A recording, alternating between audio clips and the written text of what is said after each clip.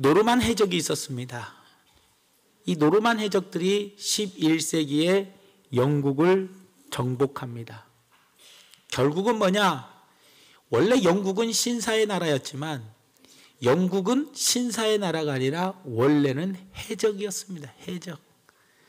인격이 더럽고 남의 것을 빼앗고 그리고 남을 죽이는 해적이에요. 그런 해적이 하나님의 영광이 임하고 하나님의 은혜가 임하니까 어떻게 돼요? 신사의 나라가 되더라는 거예요. 신사의 나라. 이렇듯 하나님의 은혜가 우리에게 임하면 우리는 인격이 변화되게 되더라는 거예요. 우리의 인격이 변화되고 다시 말해서 예수님 닮는 모습으로 변화가 됩니다. 그래서 하나님의 은혜가 임하면 우리가 예수님의 인격으로 닮아가더라는 거예요. 예수님의 모습으로 닮아가더라는 겁니다. 한국 사람들은 은혜를 참 좋아합니다. 그래서 물어봅니다. 은혜가 무엇입니까? 라고 물어보면 기도 응답 받는 것이 은혜 받은 거래요. 그래서 기도 응답 받으면 은혜 받았다 그래요. 또 자녀가 대학에 합격하고 취직하면 은혜 받았다. 또 출세하면 은혜 받았다라는 말도 해요. 병이 나오면 은혜 받았다는 말도 해요. 또 심지어는 어떤 분들은 내가 말씀을 듣고 깨달으면 은혜 받았다라고 그래요. 그래서 한 번도 못 들어본 말씀이다. 야, 이번에 말씀이 기가 막힌 말씀. 이렇게 깨달음이 나한테 큰 말씀을 줬으니 은혜 받았다. 그래서 깨닫는 것을 은혜 받았다라고 이야기를 합니다. 또 어떤 분은 목사님은 오늘 되게 웃겼대.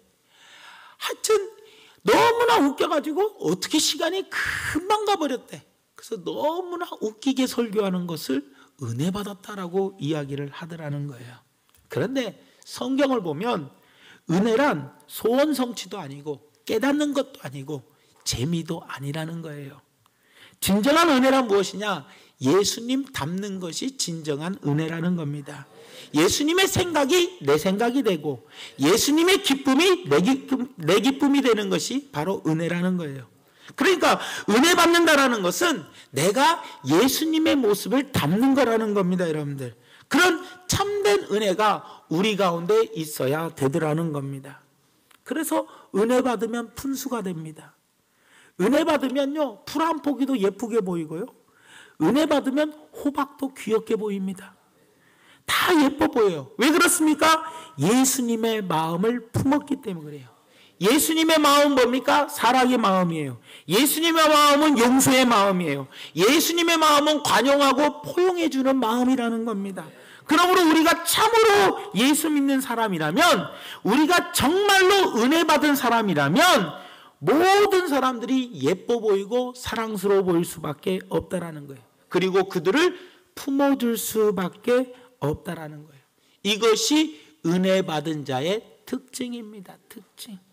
그런데 반면에 시험 든 사람들의 특징이 뭐냐? 모든 것이 다 마음에 안 들어. 모든 것이 불평불만이고 모든 것이 꼴배기가 싫어.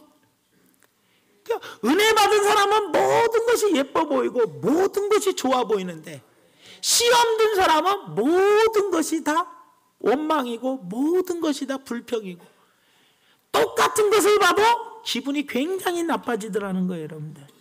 그러니까 이 모든 것이 주변 사람들의 문제가 아니라 내 문제예요. 내 문제. 제가 요즘에 구역 가면 이런 이야기를 합니다. 사람이 연애를 할 때에는 뭐가 끼어요? 콩깍지가 씌어. 콩깍지가 씌우면 여자가 먹을 때 흘리고 먹어도 어떻게 해요? 예뻐 보여, 예뻐 보여. 그런데 콩깍지가 벗겨지면 흘리고 먹으면 뭐라 그래요? 아유, 더러워 죽겠네 그래요. 똑같이 여자는 뭐예요? 흘리고 먹는데 내가 어때요? 콩깍지가 씌었느냐 콩깍지가 벗겨졌느냐 내 문제라는 거예요. 다시 말하면 사람들은 다 똑같아요. 하지만 내가 은혜를 받았느냐 은혜를 받지 못하느냐에 따라서 다른 사람들이 예뻐 보이고 사랑스러워 보이느냐 아니면 다른 사람들이 꼴보기 싫고 미워 보이느냐, 그래서 매사의 모든 것이 불만이냐, 이건 누구 문제예요? 내 문제라는 거예요. 내 문제. 시험 든 사람은 누가 나를 조금만 건드려도 저 사람 때문에 시험 들었네, 저 사람 때문에 신앙생활 못하겠네, 예수 믿는 사람이 저렇게 하면 되냐, 온갖 원망 불평하며 그 사람을 판단하고 정죄하고 비판합니다. 그러나 은혜 받은 사람은 나의 뺨을 때려도 이쪽 뺨도 때리세요. 나를 박해하는 자를 위해서 오히려 축복 기도를 해주는 것이 성경은 은혜 받은 자의 모습이라는 거예요. 그렇기 때문에 다른 사람은 변하지 않더라도 이 세상이 변화받는 삶이 되려면 내 자신이 변하면 된 거예요. 내 자신이 변하면 모든 세상이 아름다워지고 좋아 보이고 사랑스러워지는 거예요. 그러니까 결국은 뭐냐? 세상이 나쁜 게 아니에요. 누가 나쁜 거예요? 내가 은혜 받지 못한 것이 나쁜 거예요. 왜 그래요? 내가 변했기 때문에 그래요. 내가 변했기 때문에. 그건 다 뭐예요? 은혜가 내 안에 머물지 않기 때문이라는 겁니다, 여러분들. 그렇기 때문에 여러분들, 이때가 바로 위기입니다. 주님께 은혜를 부어달라고 우리는 기도하고, 우리가 뭐 해야 돼요? 은혜를 사모하고 내 안에 은혜를 꼭 저축을 해야 돼요. 그래서 은혜를 내 안에 저축하고 내가 그 은혜를 힘입어 주님 닮는 모습 속에서 많은 사람들을 대하면서 살아갈 수 있는 우리 귀한 성도들 되시기를 예수님 이름으로 부탁을 드립니다. 그렇다면 내가 지금 은혜를 받았는지 은혜를 받지 못했는지 알 수 있는 것이 두 가지가 있습니다. 무엇이냐? 첫째로, 은혜를 받은 사람은 용서를 할 수 있습니다. 어떤 사람이 입술로 은혜 받았다, 말로만 은혜 받았다, 야, 나 오늘 은혜 받았다, 말로는 은혜 받았다라고 이야기하는데 실제로 내가 이웃을 용서하지 못한다면 그 사람은 은혜 받은 것이 아니라는 거예요. 진정한 은혜 받은 사람은 용서의 삶을 살더라는 겁니다. 예수님은 우리에게 본을 보여주셨어요. 어떻게 해요? 십자가를 지면서까지 자기를 십자가에 못 박는 사람을 끝까지 용서하시는 모습을 우리에게 보여주셨어요. 우리가 은혜 받은 자라면 주님의 그 성품대로 우리도 닮아가서 우리도 용서하는 자가 되어야 돼요. 나를 못 박는 자, 나를 미워하는 자, 나를 박해하는 자를 용서하는 삶을 사는 것, 그 사람이 은혜 받는 자라는 겁니다, 여러분들. 사도 바울이 골로새서 3장 13절에서 14절 말씀에 이렇게 이야기합니다. 누가 누구에게 불만이 있거든 서로 용납하여 피차 용서하되 주께서 너희를 용서하신 것 같이 너희도 그렇게 용서하고 살고 이 모든 용서 위에 사랑을 더하라. 이는 온전하게 하나매는 띠니라. 내가 온전한 자가 되고 싶습니까? 용서하고 그 용서 위에 무엇을 더해야 돼요? 사랑을 더하는 삶. 그 삶이 온전하게 되는 삶이라는 거예요, 여러분들. 예수님은 어떠셨습니까? 용서해 주시고 용서하신 후에 어떻게 했어요? 제자들에 찾아가서 조반을 주셨더라는 거예요. 사랑을 더해 주셨더라는 거예요. 이것이 예수님의 삶이었고 우리가 그 예수님께 은혜를 받은 자라면 우리도 주님처럼 그렇게 용서하는 삶을 살아가야 되더라는 겁니다, 여러분들. 요셉을 보십시오. 요셉은 형들이 자기를 팔았습니다. 죽이려고 했고 또 은 20냥에 자기를 팔아 13년간이나 17살 때부터 모진 고난을 겪었어요. 그리고 모함도 겪고 억울함도 있고 종살이와 감옥살이를 하며 너무나 괴로운 삶을 살았어요. 하지만 하나님께서 함께하여 주심으로 그가 어떻게 했어요? 국무총리가 되었어요. 형들하고 드디어 만납니다. 형들의 목숨을 죽일 수도 있고 살릴 수도 있는 어떤 엄청난 힘을 가진 위치에 놓이게 되었어요. 형들은 아버지가 죽고 두려워했어요. 혹시나 요셉이 옛날 그 일을 생각하고 자기에게 보복을 하지 않을까 겁이 났어요.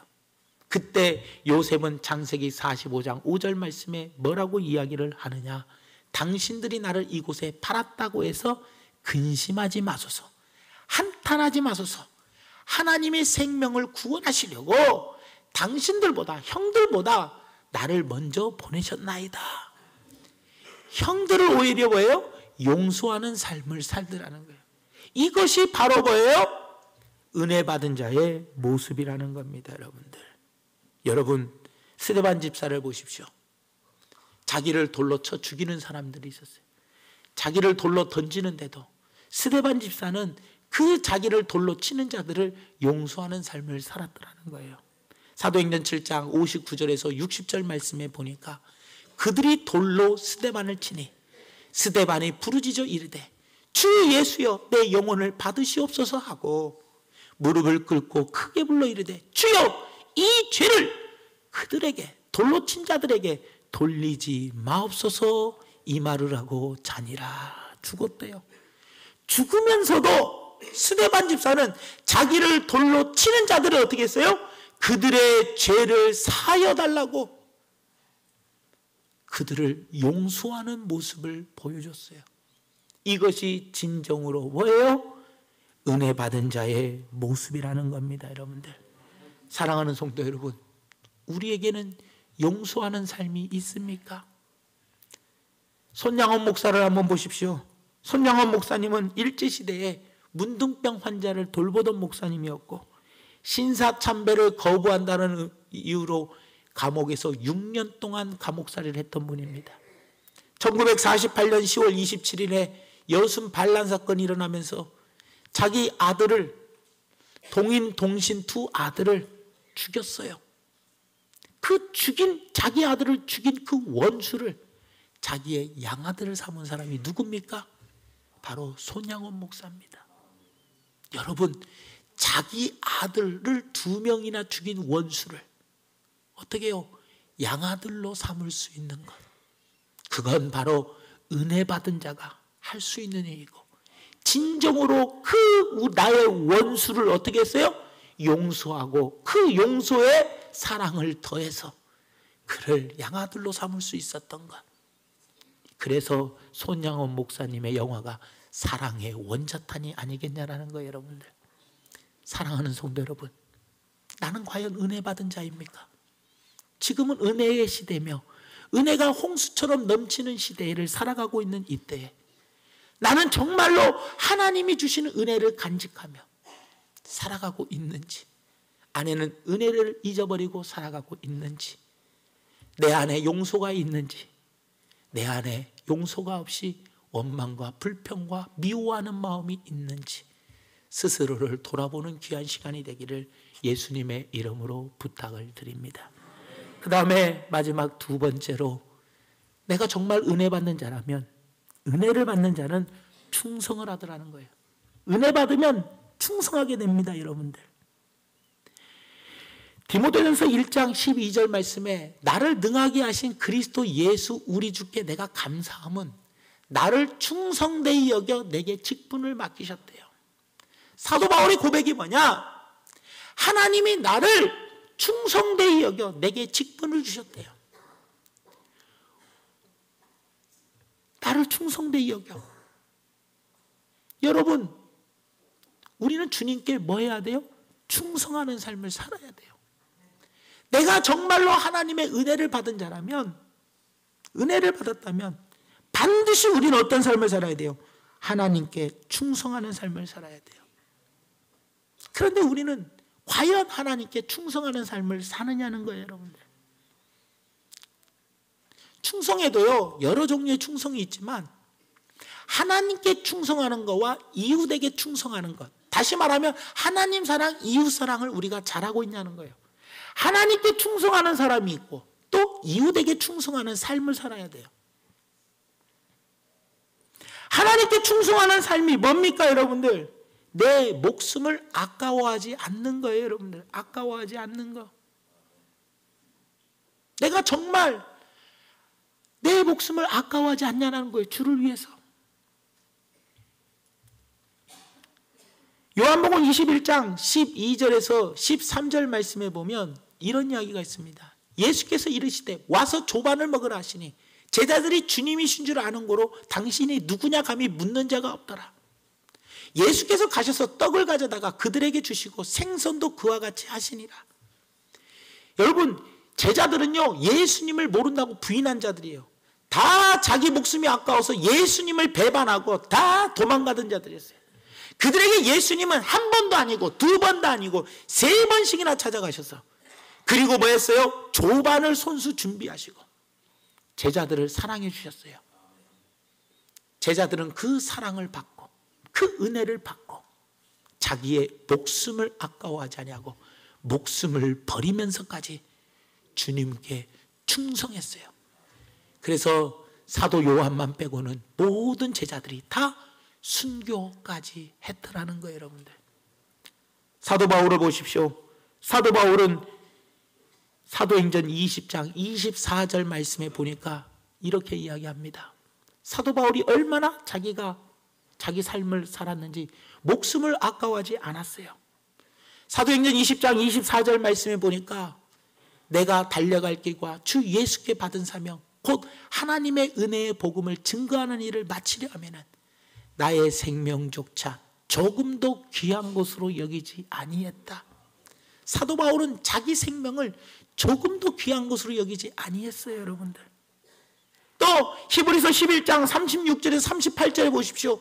초대교회 성도들은 어떻게 했습니까? 초대교회 성도들은 자기 목숨을 아까워하지 아니하고 자기 목숨을 버렸더라는 거예요.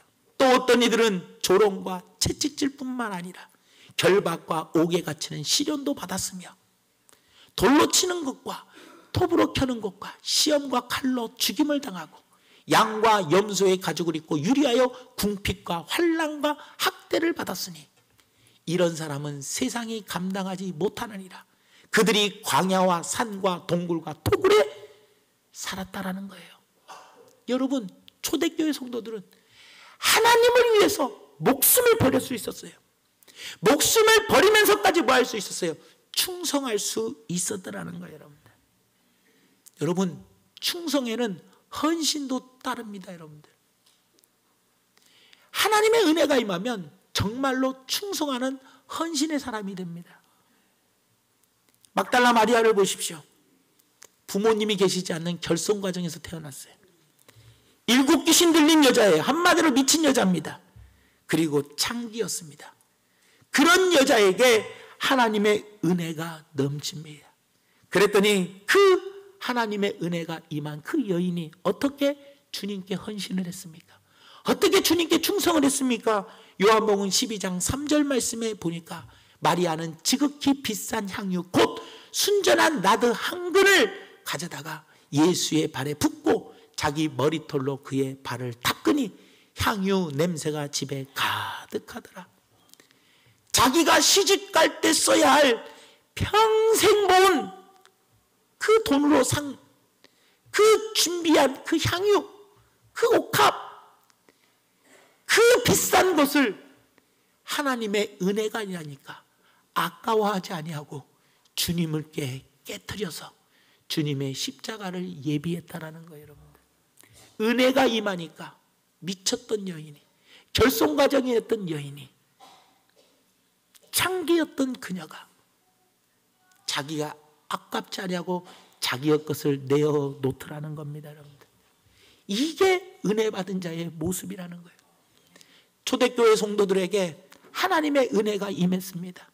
하나님의 은혜가 임했더니 그들에게 나타나는 현상이 바로 뭐였냐? 사도행전 2장 44절에서 45절에 보니까 믿는 사람이 다 함께 있어 모든 물건을 서로 통용하고 또 재산과 소유를 팔아 각 사람의 필요를 따라 나눠주며 또 사도행전 4장 32절에서 35절 말씀에도 이야기를 하고 있습니다, 여러분들.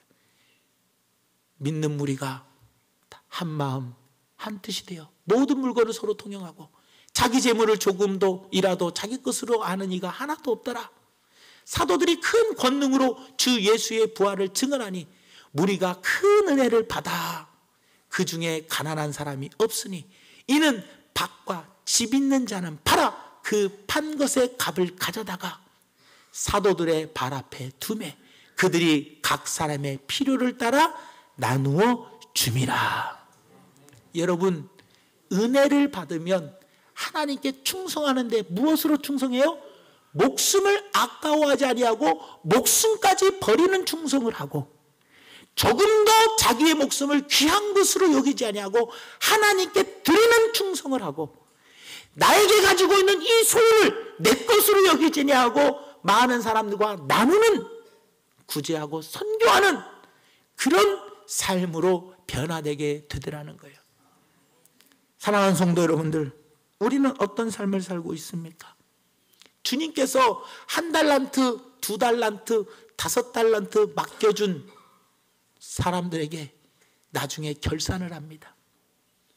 그때 2달란트, 5달란트 맡겨준 그 자들에게는, 물질을 맡겨준 자들에게는 잘했다, 착하고 충성된 종아 하고 칭찬해 주십니다.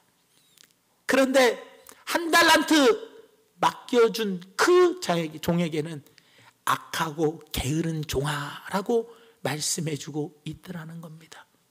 과연 하나님은 나에게 무엇을 맡겨주셨습니까? 어떤 사람에게는 물질을 맡겨주시고, 어떤 사람에게는 재능을 맡겨주시고, 어떤 사람에게는 건강을 맡겨주시고, 어떤 사람들에게는 시간을 맡겨주셨고, 우리 모두에게는 이런 것들을 맡겨주셨는데 과연 나는 주님께 무엇을 가지고 충성하는지 내 삶을 돌아봐야 되더라는 겁니다. 여러분들, 성경에는 은혜가 임하면 목숨을 아까워하지 않았고, 자기의 재능이든 자기의 시간이든 자기의 물질이든 자기가 가지고 있는 어떤 것도 모두가 아버지께 드리는 것에 아까워하지 않았더라는 거예요. 그런데 우리는 어떻게 살고 있습니까? 내가 가지고 있는 물질이 아깝고, 내 노후를 생각해야 하고, 이것이 나를 지켜줄 것 같고, 그리고 나에게 시간이 좀 남으면 하나님께 충성하는 것보다 내 삶의 안위를 먼저 생각하고, 나의 건강을 먼저 돌보고, 나의 어떤 편안함을 먼저 돌보고, 맛있는 걸 사 먹으러 돌아다니는 것에 먼저 돌보고, 그리고 좋은 데 놀러 가는 것을 먼저 돌보는, 나는 그런 사람인지 생각해 봐야 한다는 거예요. 은혜가 임하면 남는 시간이 없더라도 그 시간을 쪼개요 주님께 충성하는 자, 주님의 전에 오는 것을 기뻐하고, 주님의 전에 오는 것을 사모하고, 주님의 전에 오는 그것을 낙으로 삼는 그런 삶이 바로 충성하는 삶이며, 그 사람이 은혜가 임하는 삶입니다. 하지만 은혜가 떠난 사람은 하나님이 주신 물질이 내 것으로 착각하고 살아요. 하나님이 나에게 남보다 건강 주셨고, 하나님이 나에게 많은 재능을 주셨고, 하나님이 나에게 주신 그 시간들이 다 내가 잘나서, 내가 똑똑해서, 내가 능력이 있으니까 이게 다 내 것인지 알고 착각하더라는 겁니다. 그 모든 것은 하나님이 은혜로 우리에게 주신 겁니다. 그렇다면 우리가 그것을 받았다면, 진짜 은혜 받은 자라면 하나님이 나에게 주신 것으로 아까워하지 아니하고 주님께 드릴 줄 아는 충성된 헌신, 이것이 우리의 삶에 반드시 있어야 되더라는 겁니다. 사랑하는 성도 여러분들, 우리는 지금 어떤 모습 속에서 살아가고 있습니까? 부자 청년은 예수님께 나와서 이렇게 이야기합니다. 주님, 어떻게 해야지 영생을 얻을 수 있습니까? 하나님을 사랑하고 내 이웃을 내 몸과 같이 사랑해라. 예, 내가 모든 계명을 다 지켰습니다 라고 이야기했더니 예수님께서 하시는 말씀이, 너에게 한 가지 부족한 것이 있으니 너희 재산을 다 팔아서 가난한 자들에게 나눠주고 나를 따라라. 부자 청년은 재물이 심히 많은 거로 근심하며 돌아갔다는 거예요. 하나님 말씀대로 다 순종하며 살아도 예수님은 한 가지 부족한 것이 있으니 너에게는 재물이 많는데 그 재물을 좀 나눠줘라. 너무 많은 거로 근심하며 갔다라는 거예요. 그러면서 예수님이 하시는 말씀이 뭐라고 합니까? 부자가 천국에 들어가는 것이 낙타가 바늘기로 들어가는 것보다 더 어렵다.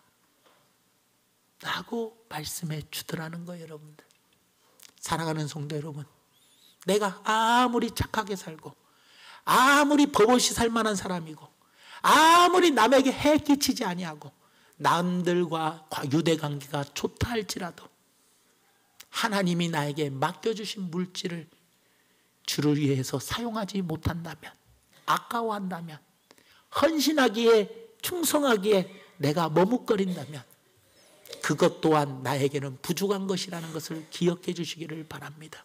말씀의 결론을 맺습니다. 여러분들, 사랑하는 성도 여러분, 지금은 은혜 받을 만한 때입니다.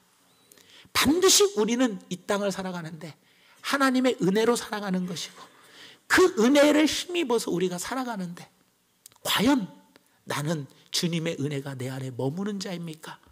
주님의 은혜를 빼앗긴 자인지 돌아보시기 바랍니다. 주님의 은혜가 나에게 임하는 자는 용서할 수 있습니다. 예수님처럼 우리도 용서하는 삶을 살고 우리 믿음의 선배들이 걸어온 것처럼 우리는 용서하는 삶을 살 수가 있다라는 거예요.